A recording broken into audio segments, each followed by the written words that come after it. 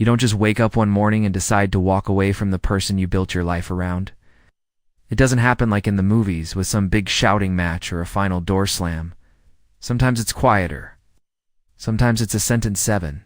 Words that peel something open inside you, and suddenly you can't unsee the truth. For me, it was my body, my rules. Deal with it. I didn't respond at first.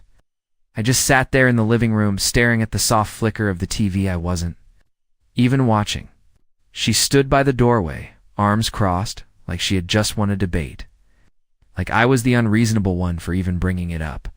It had started with a change in energy. It's the only way I can describe it. There wasn't another man's shirt left. In our bedroom, or a suspicious text I caught by accident. It was more subtle, a disconnect. The way her eyes no longer searched for mine when she laughed. The way her phone always seemed to be face down lately. Or the new interest in late-night yoga classes when she'd never cared for it before. I didn't want to believe anything bad was happening. I really didn't. I spent weeks convincing myself. It was in my head that I was projecting insecurities. Maybe I was the one drifting. Maybe I was the one who needed to work harder. But I couldn't shake the feeling. So one evening I asked gently, respectfully, if everything was okay, if she still felt connected to us. To me, I didn't accuse her of anything. I just asked. That's when she gave me the line, that sentence. My body, my rules, deal with it. She didn't say it with anger, said it with distance, like she had already walked out of the relationship in her mind, and I was just catching up. That night, something shifted in me. It's not rage, not jealousy, just a cold, sad clarity. I realized that I had been holding on to something that no longer existed. I had been showing up to a relationship she had already emotionally vacated. The next few days were quiet.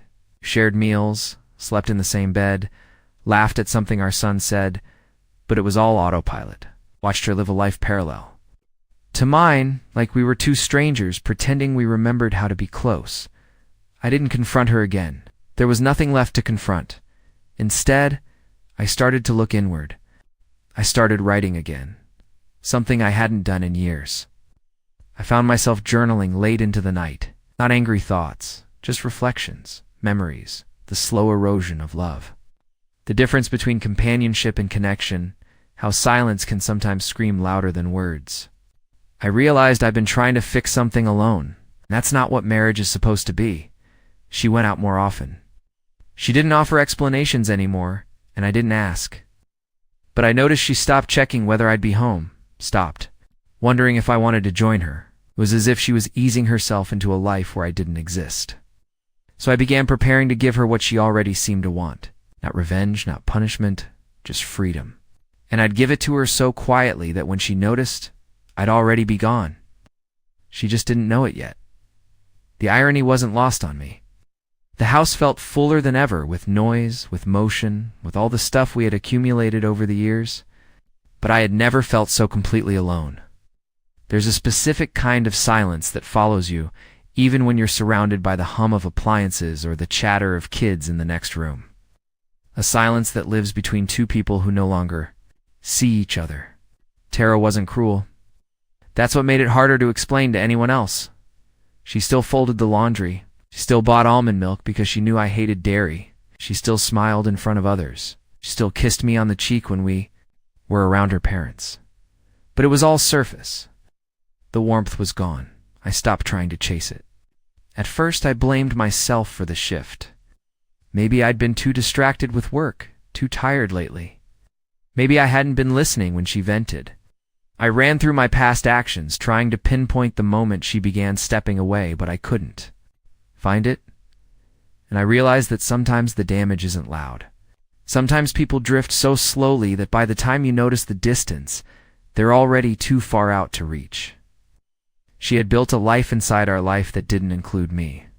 I saw it in little moments, like when I'd enter the room and she'd quickly flip her phone upside down, or the time I caught her smiling at a message she didn't bother to hide, but didn't share either.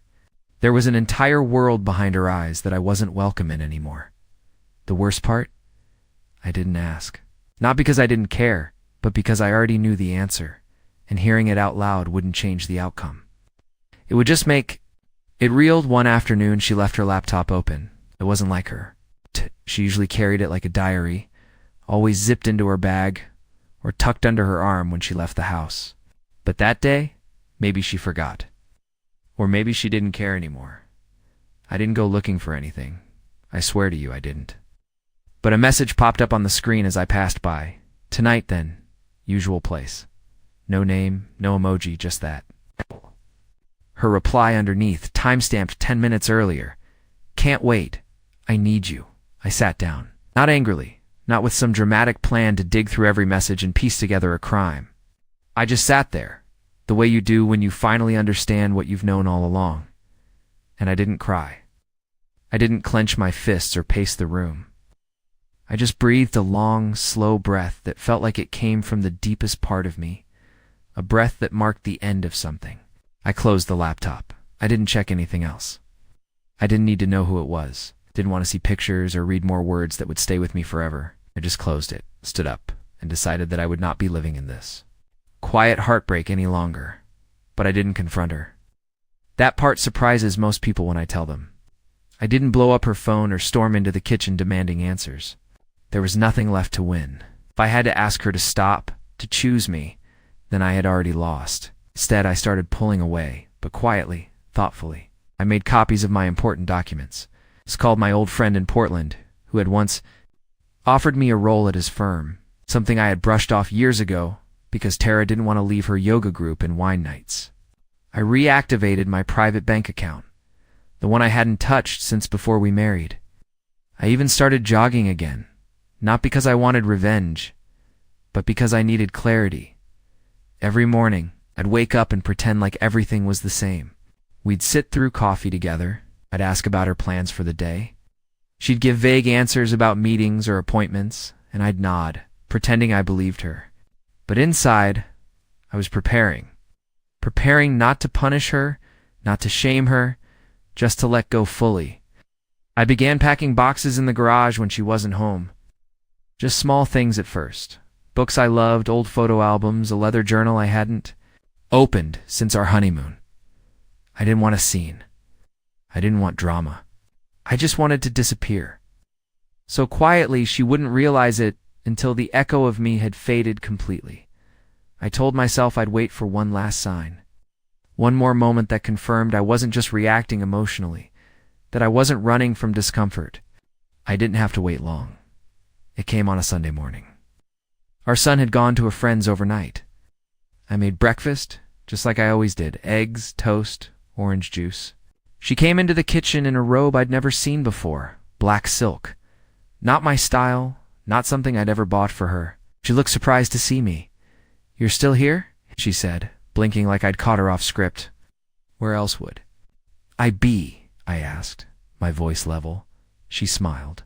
Not sheepishly, not kindly. It was that same distant, dismissive smile I'd come to dread. My body, my rules, she shrugged. You don't get to ask questions. And just like that, I had my answer. I smiled back. And later that day, while she was out again, God knows where, I quietly packed the rest of what I needed. I didn't take anything that wasn't mine. I didn't touch the savings. I left the house keys on the kitchen counter, and I walked away. Not because I hated her, but because I finally loved myself enough to stop asking someone to choose me. You ever looked around a place and felt like a ghost in your own life? That was me, 2 weeks before I disappeared. I wasn't gone yet, but I was already fading from the spaces we used to share. I started seeing the house less as a home and more like a collection of scenes I had been edited out of. Her laughter on the phone, never with me. The smell of perfume that clung to her coat, even when she said she'd just been running errands. The way she closed her laptop just a second too fast when I entered the room. I noticed everything, not out of paranoia, but because silence sharpens the senses. It was strange. The more I mentally distanced myself from her, the more observant I became. I started seeing patterns. How she dressed differently when she thought I wouldn't be home. How she always made sure to call from the car so I could hear traffic behind her. Like that alone proved she was where she claimed to be. She was always curating evidence, planting alibis into her words. But I didn't challenge her. That's what made it so surreal. I didn't accuse, didn't chase, didn't fall into the role of the bitter husband. I just watched. I observed, like a man, preparing for the final scene in a play he didn't write. And all the while, I was planning in silence. There was something poetic about disappearing without a dramatic send-off. No screaming match, no ultimatums, no attempts to fix what she'd already chosen to break. I wasn't running from her. I was returning to myself. I rented a small, furnished apartment downtown.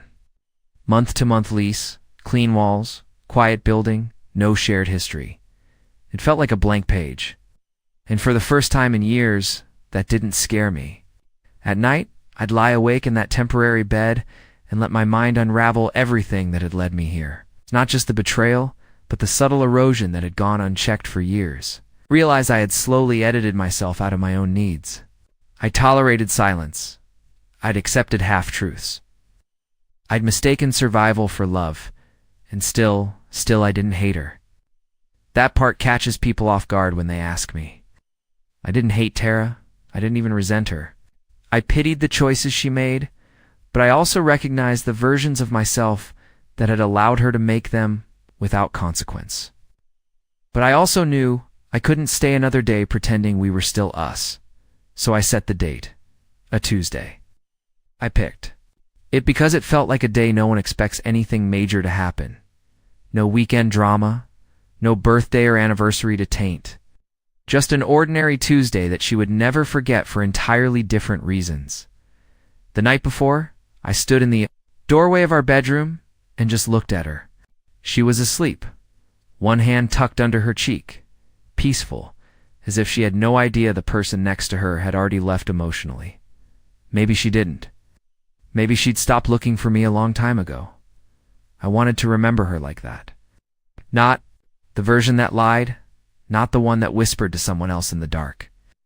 Just this quiet image of a woman I once loved with everything I had.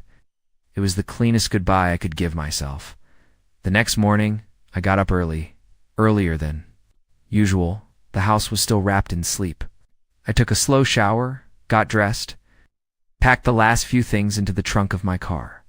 Books, a box of old journals, a framed photo of my dad and me at a baseball game when I was 11, just essentials.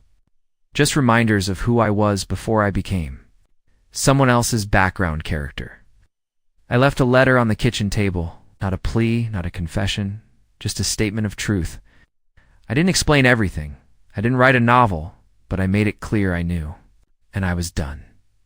No hate, no war, just the end. As I locked the door behind me, I didn't feel triumphant. There was no swelling music, no cinematic fade-out, just an almost painful quiet. But inside, something opened up a space I hadn't felt.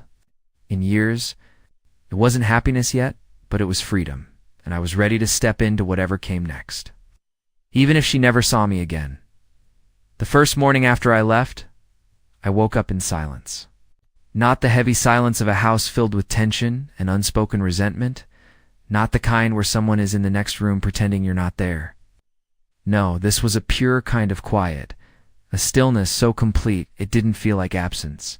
It felt like peace. I stared at the unfamiliar ceiling above me, white.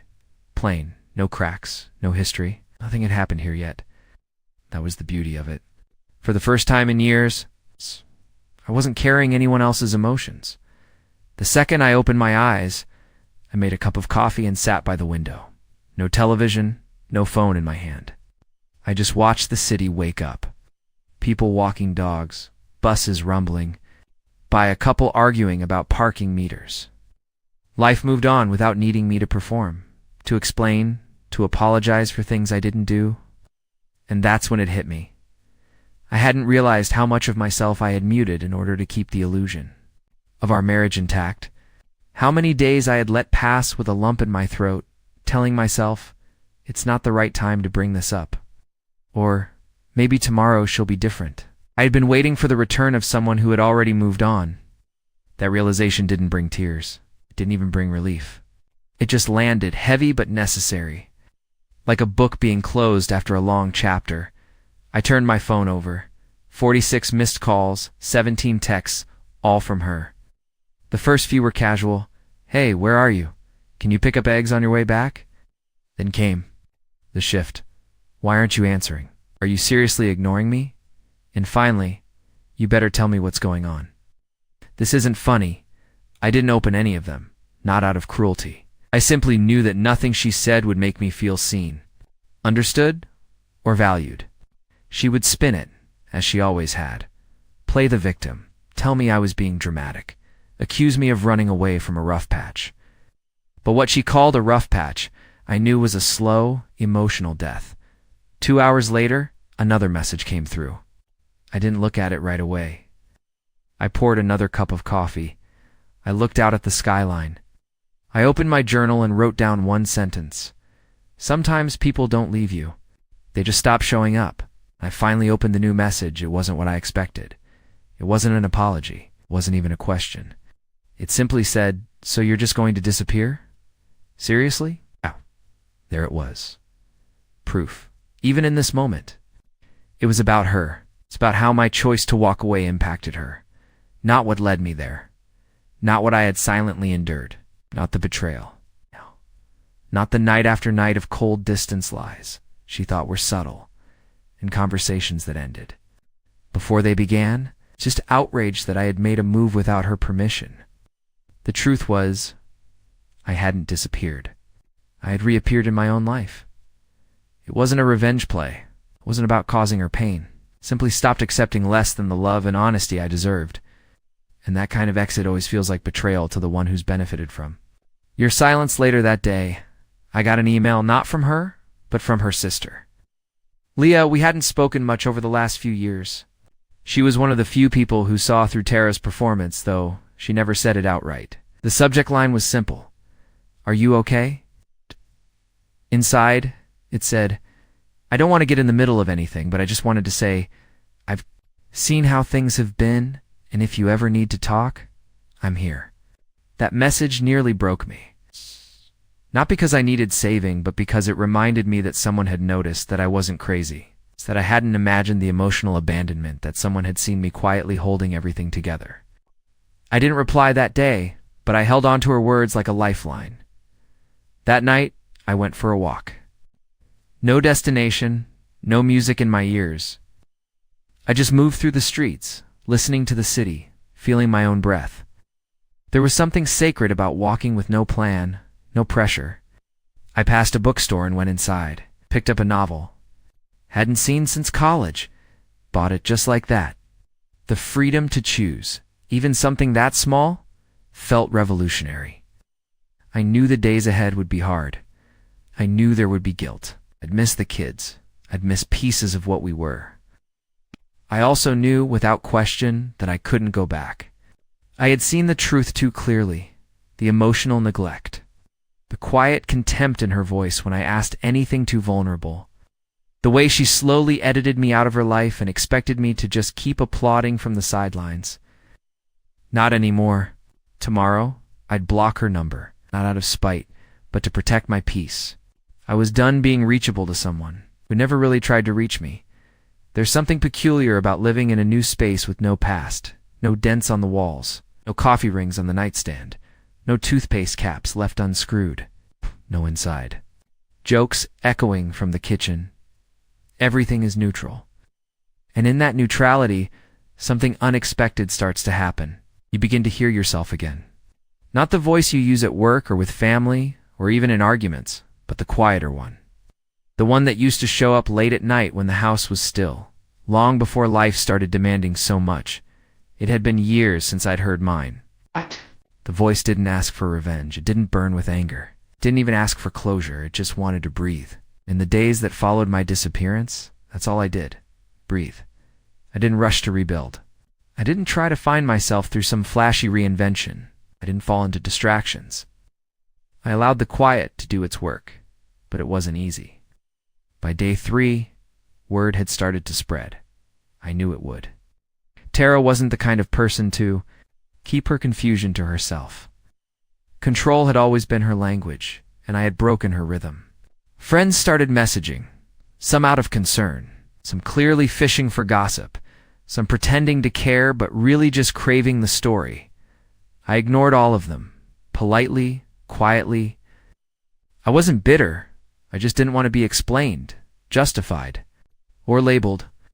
I didn't want to be part of her narrative anymore. I had left not to make a point, but to stop shrinking inside a life that no longer fit me. Then came the unexpected call.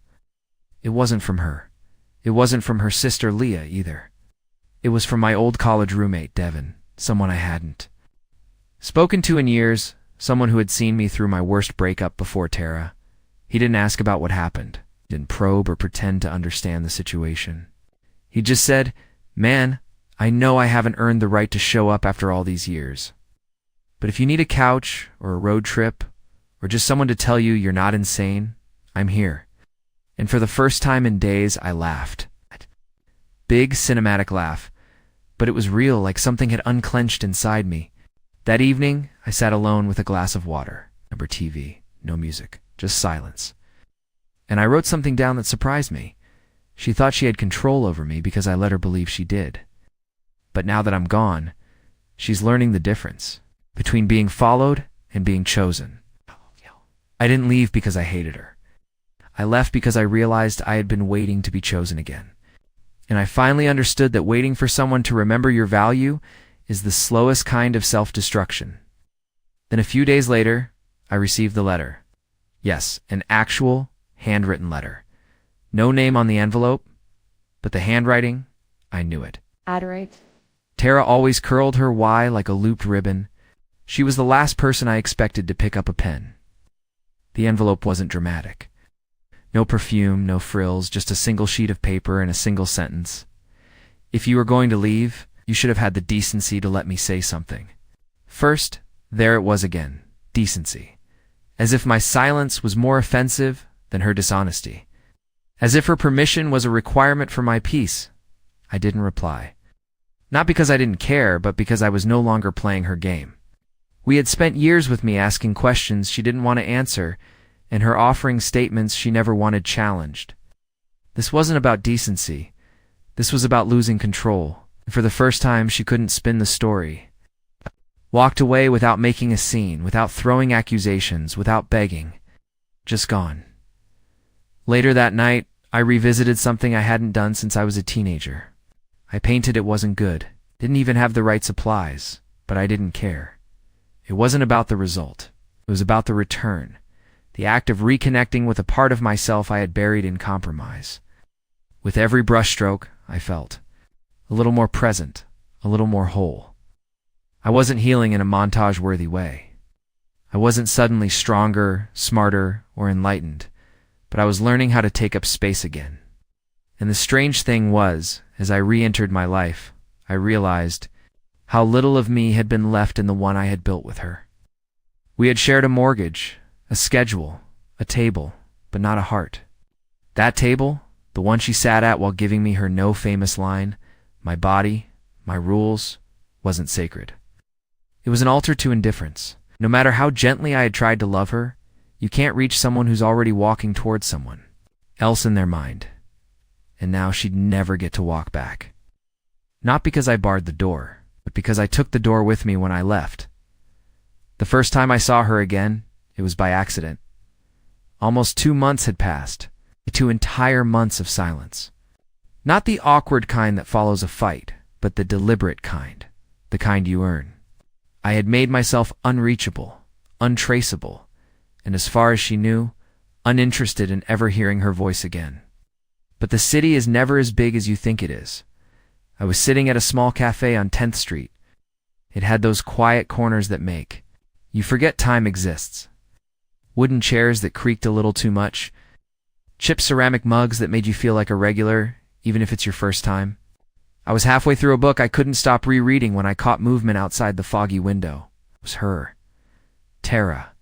She was standing on the other side of the glass, looking straight at me. The moment stretched. There was no smile, no fury, no signal, just a frozen breath between two people who used to share a life and now barely shared eye contact. She looked smaller, not physically, just somehow diminished. Her posture wasn't what I remembered. She used to stand like she was preparing for applause. But that day, she looked like she didn't know what to do with her own hands. She didn't come in. I didn't wave. Eventually, She walked away. I didn't follow her. I didn't call her name. And that silence, that refusal to react, wasn't coldness. It was proof of how far I had come. Once her smallest expressions dictated my emotional climate. Now I was weathering my own storm and learning how to stand still in it. Later that night, I thought about how strange it was to see her outside of our spaces. No kitchen light behind. Her. No staircase framing her body. Just her, out there, moving through her day like I was never a chapter, like she had rewritten the book without me. But deep down, I knew that wasn't the case. I had seen it in her face. She hadn't expected to see me. She hadn't known what to do when she did, and there it was again, the difference between control and connection. You can control a narrative, but you can't fake a bond that's already broken. The next day I got an email. Not from her, from her lawyer. It was professional, cold, almost sterile. Subject line, informal notice of property division. One paragraph followed by a spreadsheet. She wanted the house. She offered to buy me out. No message, no apology, no comment. Just numbers. I stared at the screen for a long time, not because I cared about the money, but because it confirmed what I had already learned the day I walked away. This wasn't about reconciliation. It was about formalizing the distance she had already emotionally imposed years ago. She wasn't writing to reach me. She was writing to erase me neatly. I didn't reply right away. I closed the laptop and let the silence breed again. The thing is, I wasn't the man I had been when I left. I had rebuilt in small, quiet ways. I'd made friends again. I had gone hiking alone, not for exercise, but to listen. I had painted 3 more canvases, not because they were good they weren't, but because they were mine. I had started eating dinner at the bar of my favorite bookshop, where no one asked questions and the owner gave me free pie when he saw me reading poetry. I was living, not escaping. I didn't need to prove a point. That's why I didn't respond. To her lawyer? Not immediately. I let her sit in the same silence she used to punish me with. I let her wonder where I stood. 2 weeks later, she sent a second notice, this time from a different firm.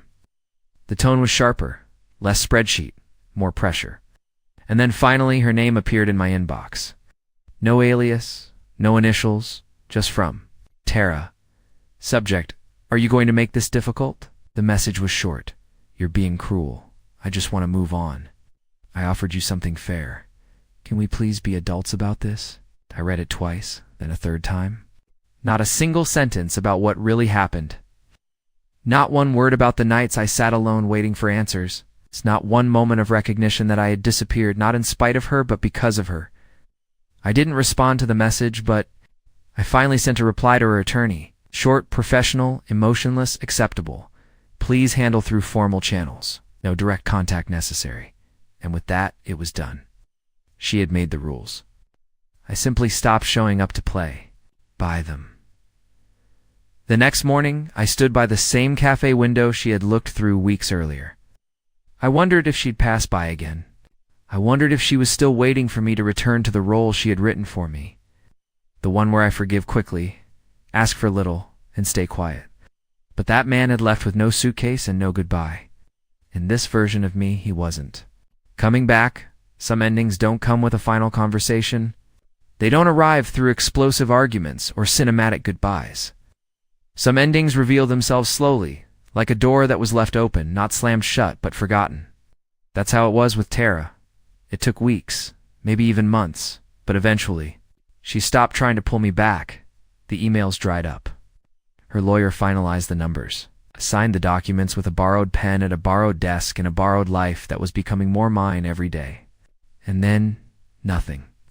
No messages, no calls, no staged accidental run-dash-ins. At first, I thought that silence would bring relief.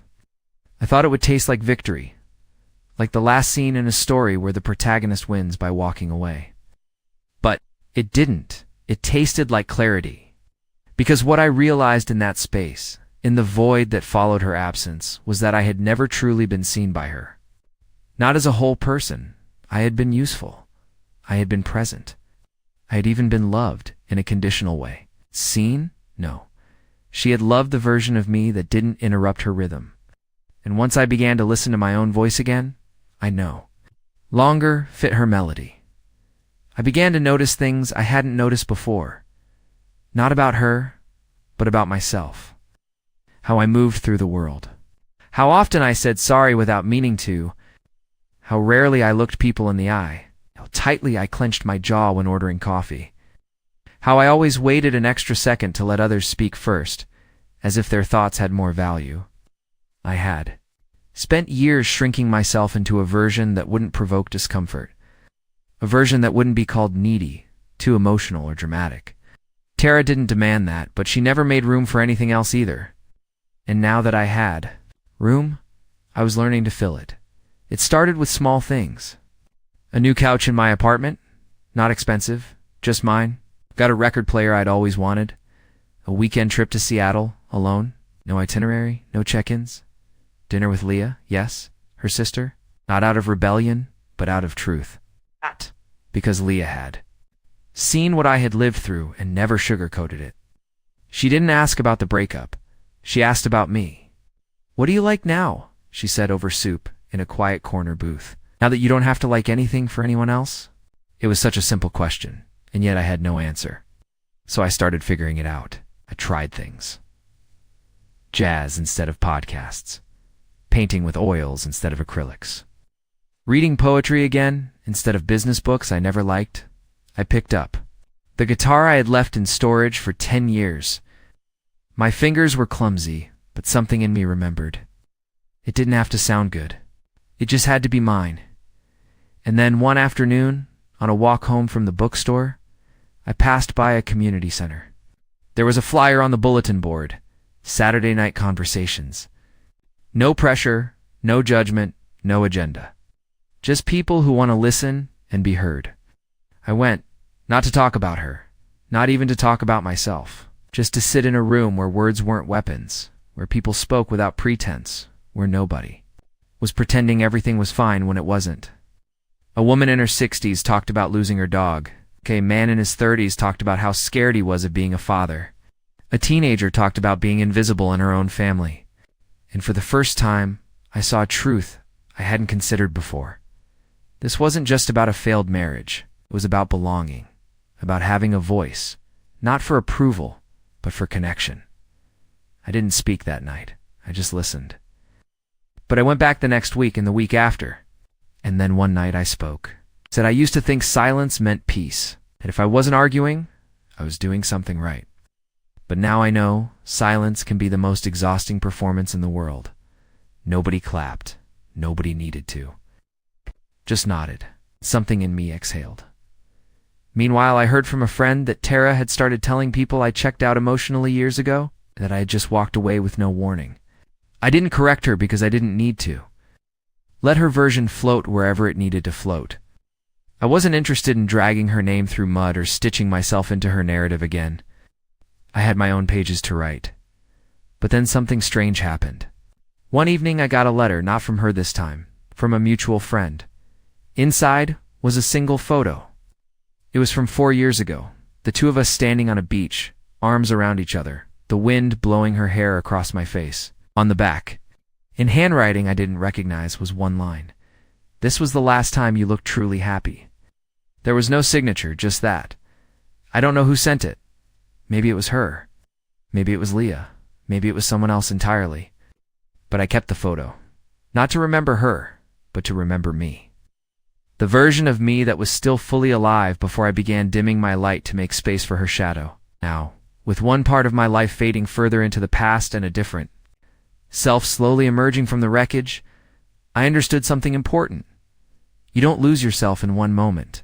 You give yourself away in pieces. It's the only way back is to reclaim them. One quiet, beautiful piece at a time.